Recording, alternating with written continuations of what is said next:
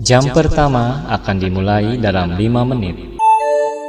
The first lesson will be started in 5 minutes. Bismillahirrahmanirrahim.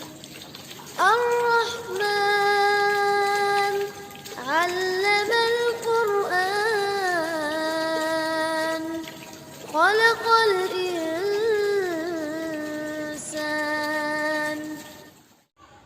Rabbi zidni ilman warzuqni fahman waj'alni minas shalihin.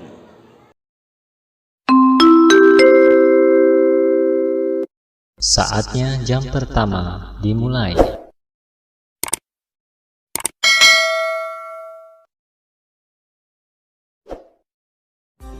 Pada video sebelumnya kita sudah mempelajari tentang iman kepada kitab suci Al-Quran.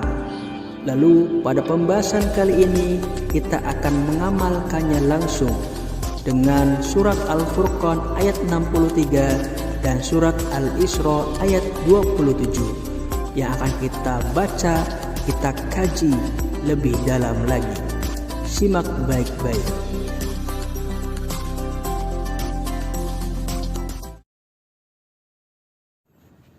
A'udzu billahi minasy syaithanir rajim.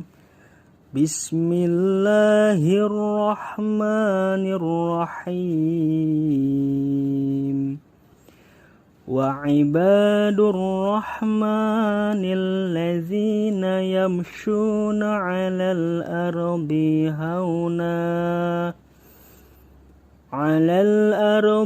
hauna wa iza khatabahumul jahiluna qalu salama.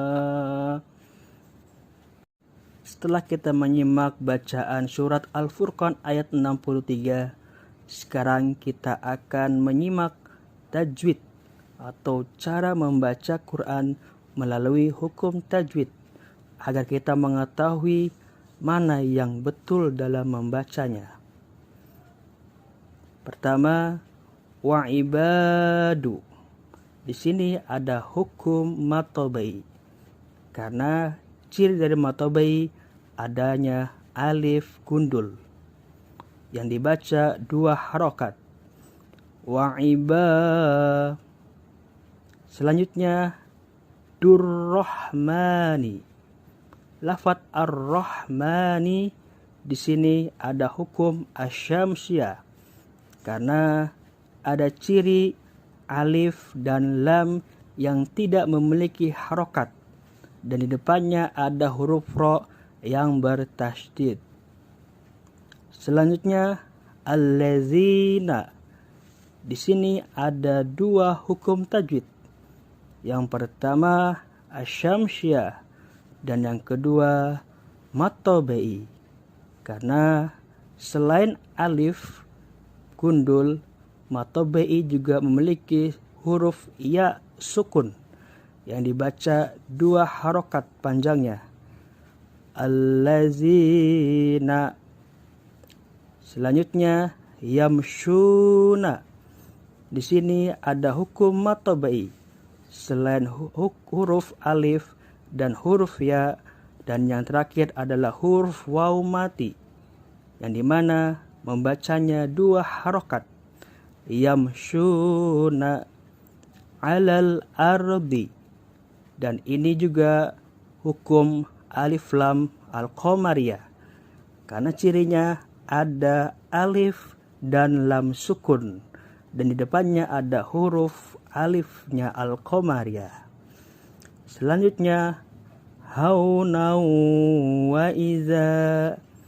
Di sini ada hukum idgham biguna karena tanwin bertemu dengan huruf waw yang dimana hukum idgham biguna harus didengung seperti ini. Haunau wa iza. Dan di sini ada alif tidak berharokat atau disebut hukum mad tabi'i. Dibaca 2 harokat. Iza dan kha pun sama. Tabahumul jahiluna. Dan di sini ada hukum alif lam al-qamariyah. Karena cirinya ada alifnya dan lam sukun dan depannya ada huruf jim al-qamariyah. Selanjutnya luna, di sini juga ada mad tabi'i karena ada waw mati yang dibaca 2 harokat.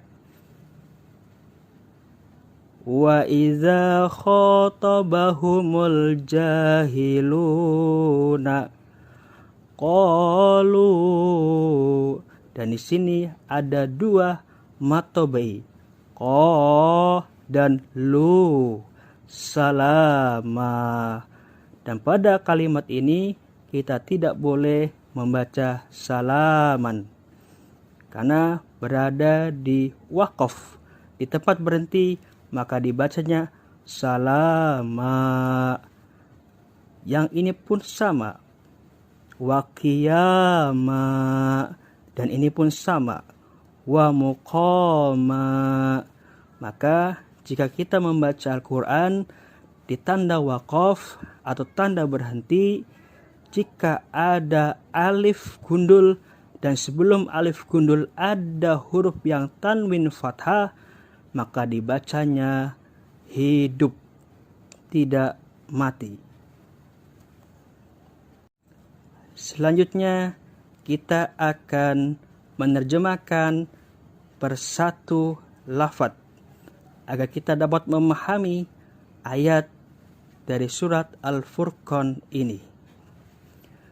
Wa ibadu, dan hamba-hamba, Ar-Rahmani, Tuhan yang Maha Pengasih.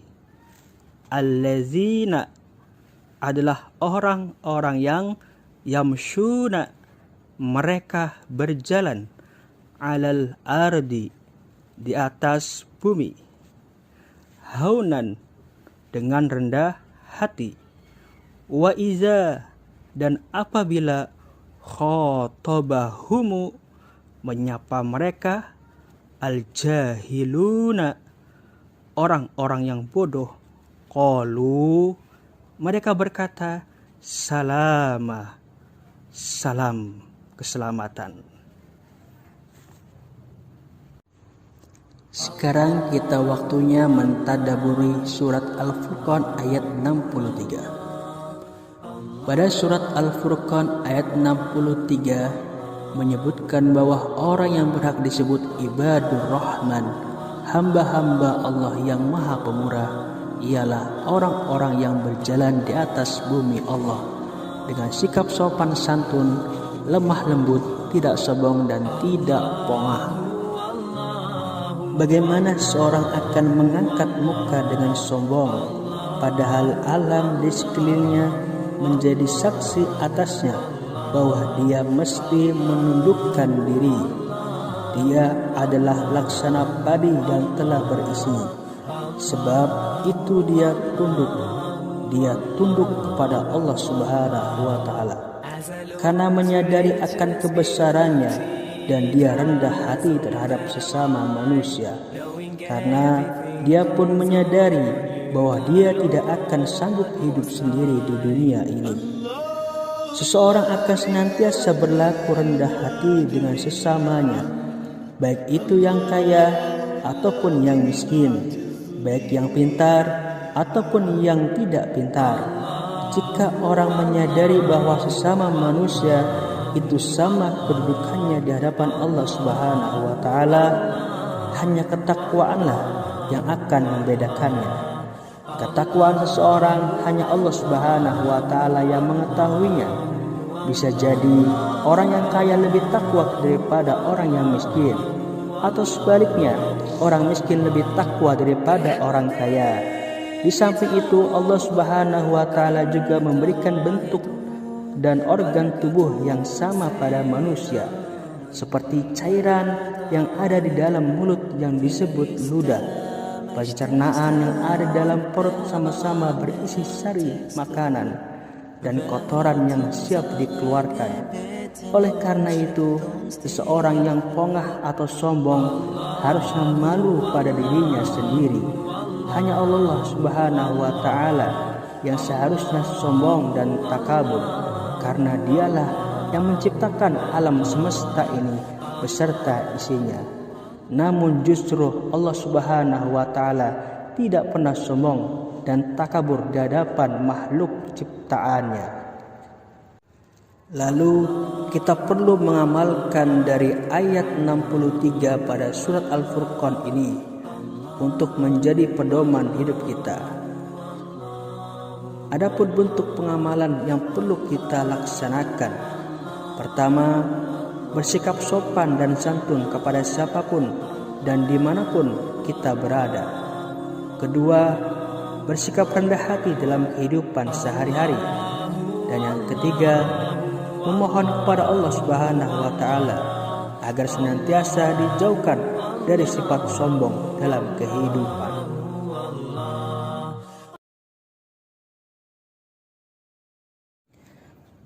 A'udzu billahi minasy syaithanir rajim. Bismillahirrahmanirrahim. Innal mubazzirina kanu ikhwana syayatin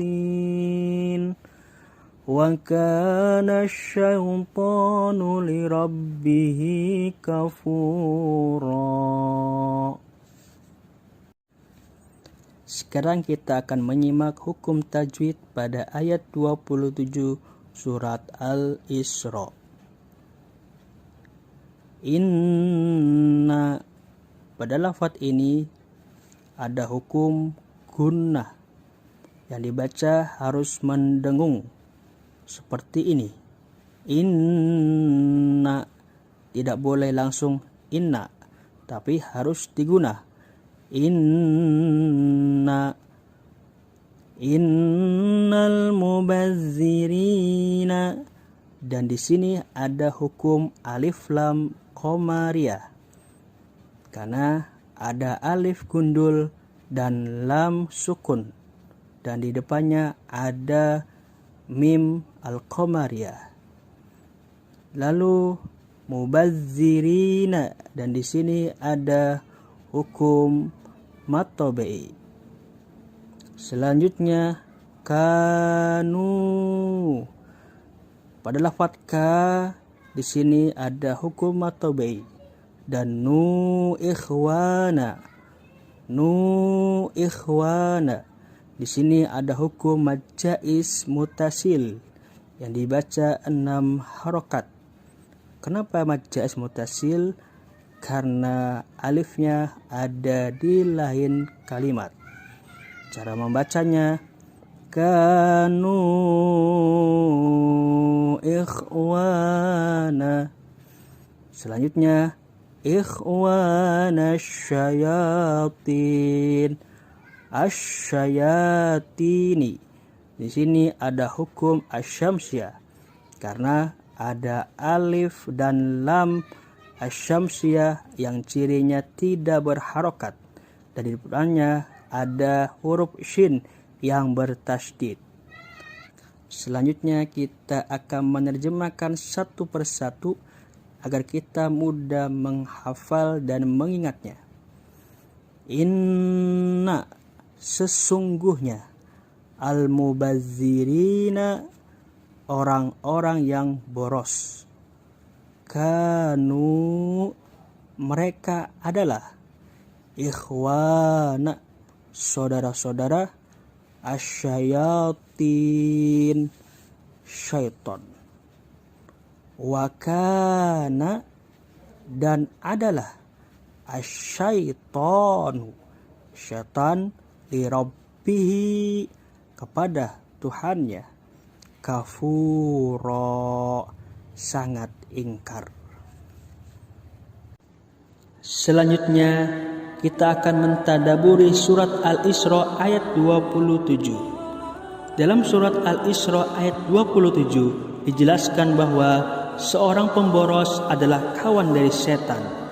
Biasanya kawan yang karib atau teman setia itu lebih besar pengaruhnya kepada orang yang ditemaninya.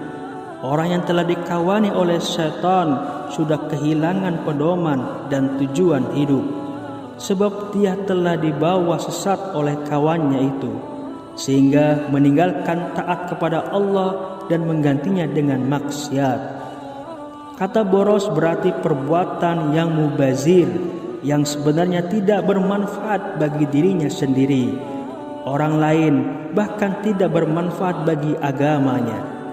Bahkan Imam Asy-Syafi'i mengatakan bahwa mubazir itu ialah membelanjakan harta tidak pada jalannya.